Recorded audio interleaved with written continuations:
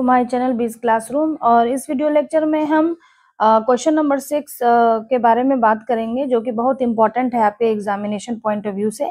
So question number 6 है define job analysis and job design, explain their significance in efficient manpower planning. तो चलिए समझते हैं। तो सबसे पहले समझने की बात है कि जॉब एनालिसिस होता क्या है।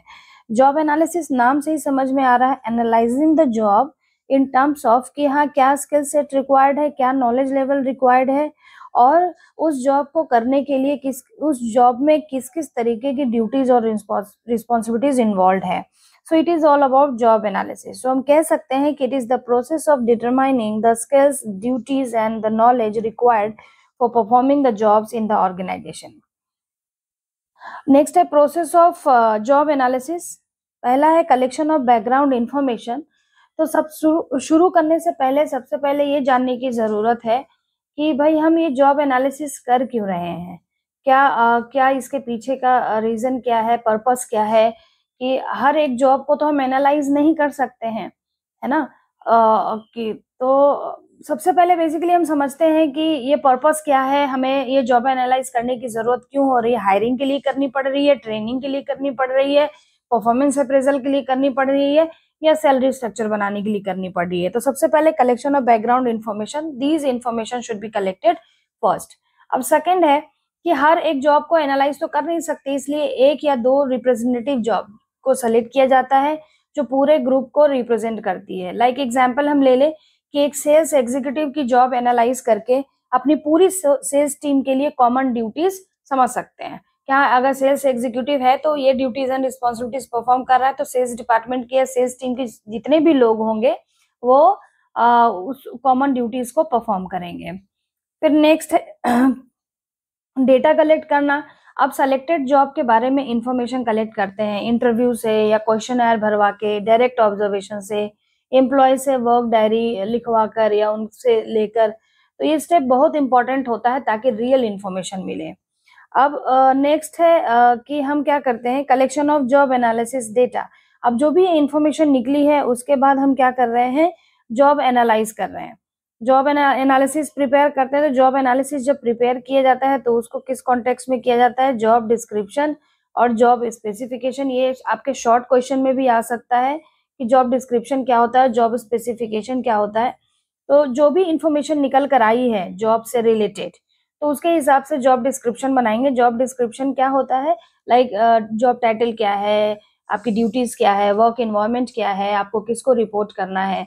और जॉब स्पेसिफिकेशन क्या होता है कि जो जॉब है उसको करने के लिए जो कैंडिडेट है उसके पास किस किस तरीके के स्किल्स या क्या होना चाहिए। जैसे क्वालिफिकेशन की बात कर रहे हैं, एक्सपीरियंस की बात कर रहे हैं, स्किल्स की बात कर रहे हैं, पर्सनालिटी ट्रेट्स की बात कर रहे हैं। तो all these information will be prepared for the job. तो इस तरीके से जॉब को एनालाइज किया जाता है। सबसे पहले आप पर्पस देखें कि क्यों सेलेक्ट कर रहे हैं, क्यों हम कर रहे हैं ये जॉब एनालिसिस का प्रोसेस। फिर सारे को तो कर नहीं सकते, तो कुछ जॉब को हमने क्या किया, रिप्रेजेंटेटिव की तरह सेलेक्ट किया, और उसके बाद उससे रिलेटेड हमने इंफॉर्मेशन गैदर करी। वो हम बाहर से पता कर सकते हैं, सर्वे के थ्रू पता कर सकते हैं, क्वेश्चनर भरवा के कर सकते हैं, और सारी इंफॉर्मेशन के बेस पे हम जॉब डिस्क्रिप्शन और जॉब स्पेसिफिकेशन हम बनाते हैं। सो नेक्स्ट है जॉब एनालिसिस। जैसा कि है कि ये दो बहुत इंपॉर्टेंट कंपोनेंट होते हैं जॉब एनालिसिस के, जॉब डिस्क्रिप्शन और जॉब स्पेसिफिकेशन। अब एक एक करके समझेंगे कि है क्या। Job description is all about what the written record of the duties and responsibilities of a particular job. ये एक ऐसा स्टेटमेंट होता है जो किसी पर्टिकुलर जॉब को बताता है कि उसमें करना क्या है, उसको किस तरीके, आपका वर्क कल्चर क्या है, आपके वर्किंग कंडीशंस क्या है। It is generally description in nature. जब भी आप लोगों को naukri.com हो या फिर आपके कॉलेजेस में जब इस तरीके के नोटिफिकेशंस आते हैं तो वहाँ पे जेडी ही आपको बताया जाता है, जॉब डिस्क्रिप्शन ही बताया जाता है कि आप देखिए कि आपको इस पर्टिकुलर प्रोफाइल पे अगर आप आते हो तो आपको क्या क्या काम करने पड़ेंगे। सो ये जॉब डिस्क्रिप्शन का पार्ट है। जॉब डिस्क्रिप्शन को समझने के लिए एक स्पेसिमेन यहाँ पर लगाया है मैंने कि लाइक ये कॉम्पनसेशन मैनेजर का जॉब डिस्क्रिप्शन है, कोड दिया हुआ है, डिपार्टमेंट है, समरी दिया हुआ है कि भाई उसको करना क्या है। तो responsible for the design and administration of employ compensation programme. Duties, तो these are basically the duties that a compensation manager has to perform.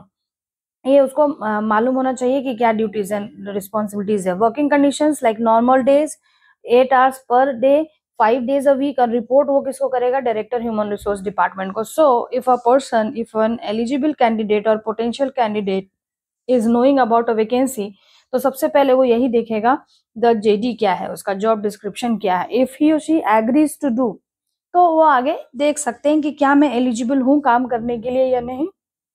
तो एलिजिबिलिटी को चेक करने के लिए जो नेक्स्ट है दैट इज जॉब स्पेसिफिकेशन. इसमें हम क्या करते हैं, ये एक ऐसा स्टेटमेंट होता है जिसमें कि डिस्क्रिप्शन होता है कि क्या कैरेक्टरिस्टिक या क्या स्किल सेट या क्या क्वालिफिकेशन एक इंडिविजुअल के पास होनी चाहिए सो दैट कि ही or she may apply for that particular post. So job specification का भी यहाँ पे एक स्पेसिमेन लगा है, लाइक एजुकेशन एमबीए स्पेशलाइजेशन होना चाहिए, एचआर में सोशल वर्क में डिप्लोमा होना चाहिए, एटलीस्ट 3 इयर्स का एक्सपीरियंस होना चाहिए. यहाँ पे एक्सपीरियंस ये कंपनी जो निकाल रही है इसको चाहिए.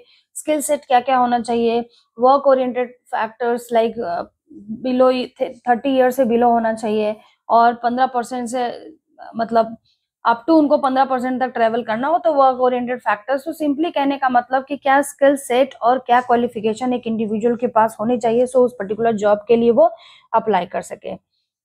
नेक्स्ट है significance of job analysis and job design in effective man power planning. इनका क्या इंपॉर्टेंट रोल होता है, तो सबसे पहले एक्यूरेट वर्कफोर्स फोरकास्टिंग करता है. यानी इनके थ्रू हम क्या कर सकते हैं कि जॉब एनालिसिस डेटा देता है, इंफॉर्मेशन देता है द रोल्स एंड रिस्पॉन्सिबिलिटीज, तो उसके हिसाब से हम स्किल सेट को भी फोरकास्ट कर सकते हैं, वर्कफोर्स को फोरकास्ट कर सकते हैं. लाइक जैसे दिया हुआ है कि if analysis shows increasing use of data tool, HR can plan to hire और ट्रेन डेटा सेवी प्रोफेशनल्स. यहाँ पर है कि भाई आगे आने वाले समय में टेक्नोलॉजी की का अडॉप्शन अपने ऑर्गेनाइजेशन में बहुत होगा, तो हम क्या करेंगे, हमें वैसे वर्कफोर्स चाहिए जो कि टेक्नो सेवी या डिजिटल सेवी हो, डेटा सेवी प्रोफेशनल्स हो. Right person for the job. आप जॉब स्पेसिफिकेशन या जॉब स्पेसिफिकेशन के थ्रू आप जो इन्फॉर्मेशन दे रहे हो उससे कोई भी इंडिविजुअल जान पाएगा कि am I suitable for the job or not, accordingly he or she may apply. So right person, you are hiring for the right job by giving information related to the job. Effective recruitment and selection आप करोगे क्योंकि job description आपको बता रहा है कि क्या क्या करना है, तो आप उससे रिलेटेड उनसे क्वेश्चन पे, सपोज कि one individual has to go to different retailers and wholesalers for collecting the data, तो उनसे पूछिए कि आपको सपोज कि एक टेरिटरी दी गई है, आप जहाँ से बिलोंग करते हो वहाँ कितने लोगों को आप जान पाते हो. तो कहीं ना कहीं रिक्रूटमेंट एंड सिलेक्शन में ये हेल्प आउट करता है, बिकॉज आप जान रहे हो द स्किल सेट जो कि रिक्वायर्ड हो और जो ड्यूटीज एंड रिस्पॉन्सिबिलिटीज, तो उसके हिसाब से आप इंटरव्यू में क्वेश्चन पूछ सकते हो और अकॉर्डिंगली सेलेक्ट कर सकते हो.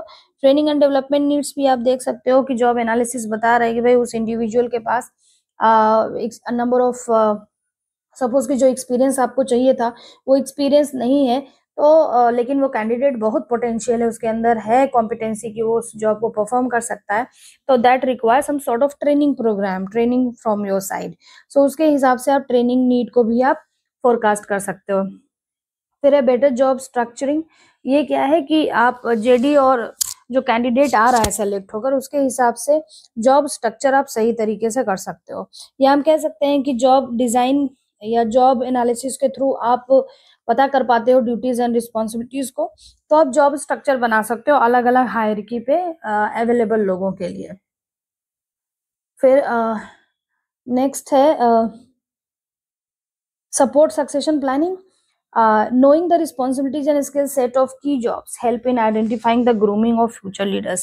स्किल सेट आगे के पोजीशंस के लिए या फिर जो हायर पोजीशंस है उसके लिए किस तरीके की जरूरत है, तो if you are knowing an employ efficient और कॉम्पिटेंट तो आप उनको हायर प्रमोट कर सकते हो. ऑर्गेनाइजेशन की परफॉर्मेंस सही हो सकती है बिकॉज आप सूटेबल पर्सन को ला रहे हो, एलिजिबल कैंडिडेट को सेलेक्ट करके ला रहे हो, तो ऑब्वियसली ऑर्गेनाइजेशन की परफॉर्मेंस एनहांस होगी. और जॉब एनालिसिस ऑब्वियसली सेट करता है परफॉर्मेंस स्टैंडर्ड को, लाइक आपको अपने से ड्यूटीज एंड रिस्पॉन्सिबिलिटीज जो भी आपको कम्युनिकेटेड थी उसके अगेंस्ट में हाउ यू आर परफॉर्मिंग. तो if you are performing good तो you are eligible to get appraisal from the organisation और गुड है कॉम्पनसेशन. और अगर आप नहीं कर पा रहे हो तो कहीं ना कहीं the organisation may take decision against you. And I hope कि मैं आपको समझा पाई हूँ. अगर आपको इसका पीडीएफ या नोट्स चाहिए तो आप टेलीग्राम चैनल या हमारे व्हाट्सएप चैनल के थ्रू ले सकते हैं। उसका जो लिंक डिटेल है वो आपको डिस्क्रिप्शन में मिल जाएगा। अगर आपको ये वीडियो पसंद आया हो, अच्छा लगा हो, मैं आपको समझा पाई हूँ, तो इसको सब्सक्राइब करिए, लाइक करिए और शेयर करिए।